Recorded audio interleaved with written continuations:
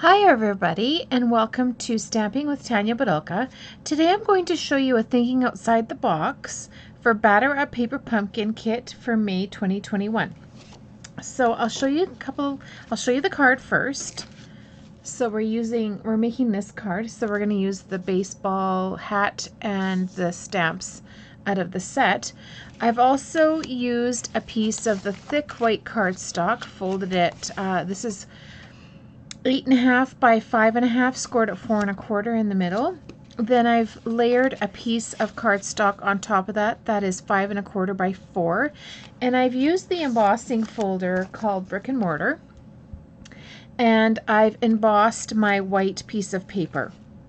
And then I will show you what else we'll do to that. You also need a piece of DSP. I've used the grainy type one from the Painted Textures, I believe, in the main catalog, as well as we are going to use the stamp set. We're going to use Real Red ink, Night of 8 Navy ink, as well as Crumb Cake ink. We are also going to use a blending brush, as well as our snail adhesive and the little adhesive dots that come in the kit. So let's get started. So this is our card here, and what we're going to do is get a piece of scrap paper, and we're going to do our brick and mortar with the crumb cake. Because it's white on white, I wanted to give it a little bit of texture and to look like it's a brick wall. So I'm going to use the crumb cake ink, and I'm going to add some color to the background. I used Smoky Slate on my example, except for I found it was a little bit too light. So I am using, this looks way better, the crumb cake instead. So I'm just rubbing this along here a little bit. And there you go. So we are done with the blending brush as well as the ink pad. So we will just put that aside.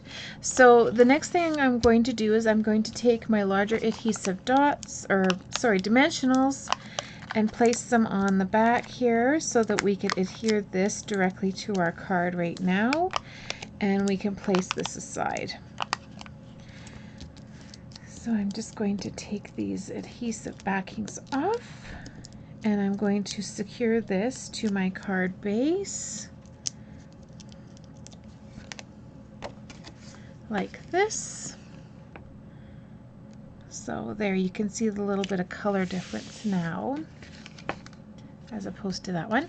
So then I am going to take a piece of Designer Series paper that is 2 1/4 by 3 3/4, and I'm going to adhere this directly to my card with some snail.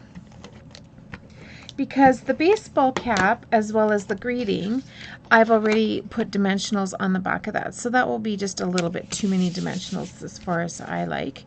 So I've basically stamped the You're the Best with the Night of Navy on a piece of scrap paper, and I've lightly just taken my scissors and trimmed around the edge there.